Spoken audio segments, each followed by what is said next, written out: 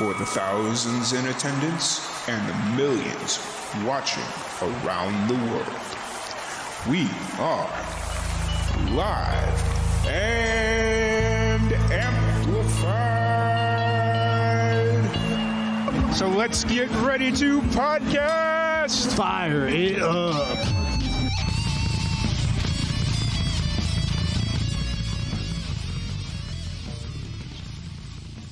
What's going on, man? Not much. How you been? Good. Can't complain. Nice to meet you, Tom. Nice to meet you as well. I don't want to screw it up, so how do you pronounce your name? Maro, Delo. Okay. Actually wouldn't have been that far off, so I appreciate it. That's cool. Awesome. Really appreciate you jumping on. Where are you at currently? Where are you based out of? Currently based out of Philadelphia, Pennsylvania. Awesome. We just had somebody from Philly on here a little bit ago, a couple hours ago. Oh, really? What's their name? Jay Johnson. Jay John. I don't think I've heard that name before, but I'll look into it. Yeah. Awesome. So for the people that are just getting to meeting you for the first time and all that stuff, what's kind of your background story? What got you into music? All that fun stuff. All right. So my name is Maro Delo. I'm from Philadelphia, Pennsylvania. I'm a pop rock singer, guitarist, and songwriter. I started at the ripe young age of about 6 when I got into music. Mm-hmm. I started playing multiple instruments, picking up guitar, bass, drums, ukulele, mandolin, lap steel. But picking up all those instruments I realized over time it did make me a better musician, but it made me realize, where certain instruments have their place in a live band, which eventually led to me playing in a kid's band growing up. And I really, growing up, I really used music as a not only as a crutch, but a really good coping mechanism. I was bullied a lot as a kid. And when I would come home, I would rush through my homework, didn't care if I got anything right, was never an academic. And then I would just come into the studio here at my property, and I would just come here to play guitar, do whatever, vegetate, just get better at this. Because I always felt like I was going to do something with music. I just never knew what to do with it. But throughout the years of going to school and being an academic and, middle school, high school, whatever, I never really saw myself fitting into a career. Because at one point I was indecisive. I wanted to be a doctor, a teacher, a scientist, a lot of different things. And I found that in music, I was finding the most success and the most, forward motion with it. And then before I graduated high school, I met a couple of music producers and I started working with them before I graduated. And then in 2018, when I did graduate, I dove in headfirst into the industry. I didn't go to college as I found that, it was either going to be one or the other. And coming from a pair of really creative and successfully creative parents, they both told me that if they didn't believe me, they'd tell me to get a real job. You know what I mean? But no, I've just been over the past couple of years really ironing out my sound. And like I said, I'm a pop rock singer, guitarist, and songwriter. I write all my own stuff, a lot of co-writes usually with the producers that I work with. But more recently, I'm definitely getting some more solely original stuff down and recorded with my producer. And up till today, I just got back this year. I broke a lot of milestones. I got over 400,000 streams on Spotify alone with all of my singles I've released this year so far. Oh, wow. I just got back from my first tour that happened in September. Nice. And I just got back from a music retreat with Modern Musician, basically on a mastermind trip where we get to go to Costa Rica, and there's conferences and there's speakers and there's also, recreational stuff to get to know each other. Mm-hmm. And, and then I have a music conference that I'm getting ready for in January that I'm really excited for. So I'm keeping myself really busy at the moment. Awesome. How was I have to ask, how was tour? The tour was good. The only part about it that I hated was the fact that, I like to save my voice a lot. Right. Mm-hmm. So I wasn't able to talk very much. Like I had to text everything, to my roadie and to my crew members and everything. But otherwise, no, it was a great experience getting the gig back-to-back nights like that, getting the real grind down with what that's like and how it's done. And, it's a lot of hard work, but it's good and it's honest work. And that's what matters. For sure. How many dates did you do on that tour? I did initially, we had like 8 dates, and then it got shrunk down to 6 dates. A few of them were back-to-back days, and then a few of them were spread out because a couple of them were showcases that I did, and then the rest were other gigs to kind of fill in the gaps, just so I could get the grind down of all that, you know, back-to-back gigging and that process of being constantly ready. Yeah, for sure. For sure. Was that your first like official tour? Yeah, no, the first one. What was that? How does it feel to have that one under your belt, have the first one under your belt? You know what? It feels really good. It feels really good. I made a lot of good memories on that tour. And it feels good that even though I got hacked during the tour, it didn't stop me from doing it. Actually, it was right before my second gig on the tour, like my second night. Some suspicious guy came up to the venue that I was playing at. It was a brewery in Huntsville, Alabama. He was acting really seedy, and then he kind of disappeared. And then coincidentally, I got hacked a few minutes later after he left. Oh, wow. And my Facebook, Instagram, and my WhatsApp got shut down all within a day. And then my PayPal got hacked, and he was able to steal a bunch of money from me. Oh, wow. Which was, but thankfully we were able to prove it to the bank that it was fraud. So we got the money back. But even though getting hacked on the tour definitely kept me from documenting everything happening in the moment during the tour from that second gig forward, it didn't stop me from getting the job done and doing what I was supposed to do. Like, if anything, I saw it as a blessing in disguise. Is that, I don't really have to focus on posting so much since I literally can't post anywhere. I'll just focus on the playing and focus on what's really important. So, you know, that was kind of the silver lining of the situation. Yeah, for sure. For sure. So you also had, let's talk about your most recent single that you released, Willing Hands. How long ago was that song put out? That was put out on November 5th. It's still pretty frequent. What's kind of the story behind that song? So the story behind Willing Hands is kind of an interesting one. I first wrote that song when I was 18. I'm 21 now, almost 22. But I remember I was freshly 18. I just started working with these music producers from New York City, my first producers. And I was kind of looking back on my life as like, wow, like things are really starting to change for me. Now I'm working with, these music producers in New York. I'm about to graduate high school, kind of looking back on my life as what it was. And I kind of got this sort of silly inspiration for the first line of the song. I was thinking about how when I was a kid, I was what I was a fanatic of back then as opposed to now. And I remember being really into trains when I was a kid, like Thomas the Train. Yeah. And I just kind of had a line one night. I was sitting with my guitar thinking about that stuff. And then I wrote, I'm a train that goes anywhere on a railroad that stretches through and through. And I thought, there's something in there, but I didn't really know what to do with it. Yeah. Right. So I sit and I let it like vegetate for a while. I brought it to my producers at the time. Again, this is three and a half years ago. Yeah. And they said, man, like it's a great song, but you don't have the pipes for it yet. You got to work like a lot harder to hit these notes and to own this song. And I listened to what they said and I didn't touch it for like 3 years. And then this past March, I took another whack at it and I was able to deliver the vocals on it and the way that it was performed and it was played. And I changed the key, I changed the vibe, I changed a bunch of different things. But now approaching the song from a different angle, writing wise, back then I'd never been in a relationship. I'd never been with anyone before. And then, in the past 3 years, I got to experience, multiple relationships and seeing what, love is really like. Yeah. And then I came back and when I reapproached the song, I rewrote the bridge and everything, the kind of, to tie the story together. And I was able to also, because I'm coming at it from a different angle with the words now than I was before, the feeling and the passion in the song was elevated because of, what you've been through, because I feel that the greatest pain or pleasure births the greatest work. Right. And I've been through a lot of pain and a lot of pleasure over the past few years since writing the song. So I was able to deliver that passion much more heavily in the studio recording. For sure. So that's your most recent single. Where are you kind of at creatively now? Are you working on the next single? Are you working on an album, EP? Where are you kind of at? Cool. So at the moment, starting with the release of Tangled and Willing Hands, I'll be releasing, let's see, 4 more songs or 5 more songs over the course of the next few months, consecutively, like the first Friday of each month.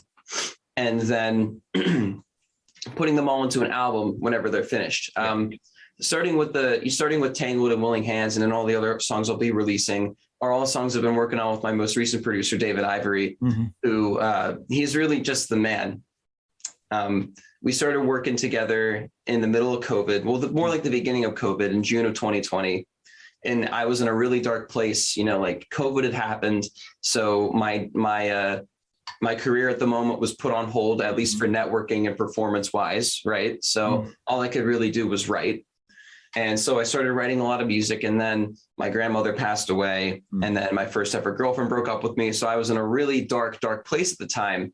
And working with him and the way that we work, and that he doesn't see me as his student or sees me as someone he could take advantage of. This is someone who treats me as his equal in the studio. And when you have that type of chemistry, it really reminds you of what's important. So working with him really pulled me out of that darkness that I was in during the beginning of the pandemic. And I've been working with him ever since. Nice. That's really cool.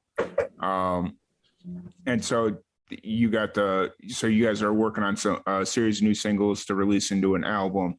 And so you think that'll wrap up about April, right? Is that my math right on that one? April or May. Or May? Okay. Yeah. Gotcha. Cool. I can't wait to hear all those new singles or all that new music, and see you back out on the road. And hopefully that one negative experience getting hacked in Huntsville, Alabama won't deter you from getting back out there, and because it's not always like that, obviously. I'm sure you already know that, but thanks, man. Appreciate it. So let's kind of talk about the main reason and push while we're here, which is to help raise funds and awareness for pancreatic cancer research. Have you had any family members or close relatives or close friends that have dealt with pancreatic cancer or cancer in general, or do you have any stories? Just not specifically pancreatic cancer, but some family members that have dealt with cancer, and friends as well. It's definitely not something that I'm a stranger to dealing with.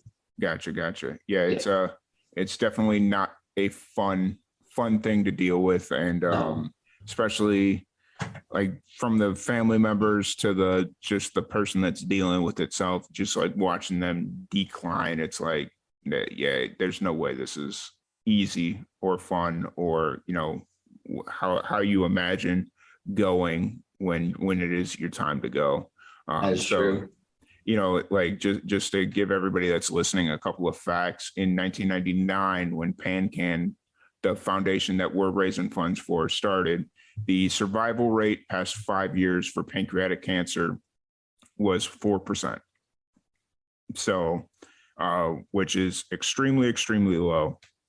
But because of the research and everything that they've been able to do, they've been able to raise the survivability rate up to 10%, which is still really low, but at least it's a step in the right direction, So hopefully anybody that's out there considering donating or is kind of on the fence, hopefully you will consider, and we'd really appreciate that opportunity. And I know you yourself have donated a couple of different times, and I really appreciate you for doing that. So I just wanted to take this opportunity to thank you for doing that. Absolutely. And actually, my manager and I have made some donations, and her company, MJH Life Sciences, will match any donation. So they will be donating in an additional $200 for me and my mom. So awesome. Yeah. Really, really appreciate that. And it does help go a long way. Like there was a point there, like I was getting emails telling me like what the different things that are like the different grants that are being worked on right now, like the different, not going into so much depth as to telling me like what they're trying to conquer or what treatment they're working on, but they're saying like, hey, this is Dr. So-and-so, and he's currently working on a better chemo treatment, like whatever, not going into too much detail, but they're at least giving you a breakdown of like, hey, this is where your money's going. So that was really cool. But yeah, I really appreciate you and everything that you helped us with over the last 6 months to a year. I know we've never had you on the podcast, and we've never had you on the podcast prior, but you were always been so supportive. So I really appreciate you for that, and want to thank you in person. So Absolutely, Tom. At least virtually in person. Yeah. So, but yeah, so obviously you got the new singles coming out over the course of the next 5 to 6 months. What's the show gig? What are the gigs schedule looking like, or is that not something that you're overly concerned about at this point? At the moment, I just have a couple things lined up. I wouldn't call them tours necessarily, but they're just gigs that I've planned like several months in advance. I have one in Cleveland, Ohio on December 12th. And then I have a possible gig sometime between January 11th and 13th in Vegas. Oh, nice.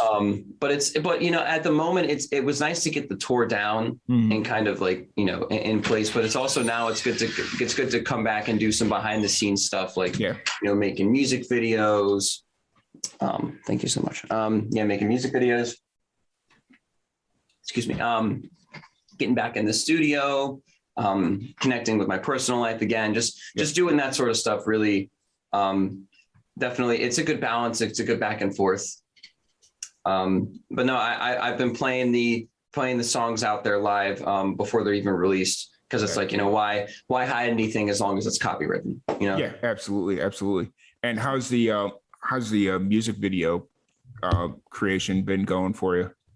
It's been going good. I have a really good team with me. My parents are very supportive. They help with a lot of it. My dad is a terrific videographer and photographer. Nice. So I have great hands there. And then my mother is also in creative advertising, so she's really good with storyboarding and co-directing everything and having it go together. So it's a really nice cohesive team that I'm working with. People who know what they're doing. And also, like we're all, we all have a creative mind. So whenever we go behind, making the music video, like it, the lighting, the scenery, the wardrobe, just the story of what the music video is telling is all something that we collaborate on. And I find that when you find a really good, happy balance there, you can really make it work. Yeah, absolutely. So one of the things that we've been doing on the stream all weekend so far is we've been giving every musician that comes on a spin at our random question generator. Oh, okay. All right. So if you're ready, I have your question right here in front of me. All right, let it rip. What's the best movie you've seen released in the last year? In the last year? Huh. In the last year? It was what was it? I'm trying to think of the name of it. I can't think of it. It was a comic adaptation into a movie. Shang-Chi. Okay. That's it. Okay. Shang-Chi. I thought that was really, really good. I went to go see that with a friend. When she convinced me into going, I'm not really one for like DC or Marvel or anything like that. Yeah. But detaching the movie from it being a DC or Marvel thing, which is not something I'm usually into. Yeah. It was a really good movie with a really good story. Yeah. And great special effects. Like I'm also not usually an action person either, but it was a pleasant surprise. Yeah, for sure. I haven't had a chance to see it yet, but it is on my to-do list of movies that I have to see. Especially when I go on, since I'm going to be on a 6-week break, I'm going to have a lot more time on my hands. So there you go. Nice. It sounds like something that I'm going to be able to pull off and do. But once again, I did want to thank you so much for jumping on here and chatting with us a little bit. Hopefully we'll get you on the podcast later on down the road and talk a little bit more in depth about everything you got going on. But before we leave, if people want to check out your music and anything else you got going on, where's the best place for them to do that? The best place for that to be would be marodelo.com. That's MARODELO.com. I also have another link, solo.to/marodelo. That link will take you to not only my website, but everything else that's going on, like latest releases, music videos, interviews, live performances, all that kind of stuff. Gotcha. Awesome. Well, once again, thank you so much for jumping on and chatting with us for a little bit, and look forward to chatting with you in the future. Thank you to everybody for tuning in. And don't forget, if you're interested in donating, please do so. The links are in the description below. But once again, thank you all. And we'll be back here in a little bit with another musician. All right. Thank you. Absolutely, Tom. No, it's been a pleasure. Let's set up another time for me to get on the podcast. I'd love to join you. Yeah, absolutely. Just shoot me a message or shoot me an email, and we'll get that scheduled up for you. Awesome. Thank you so much, Tom. I appreciate it, man. Yep. You have a good one. You too. Bye-bye. Yep, bye. All right, y'all. We will be back in a little bit with another musician.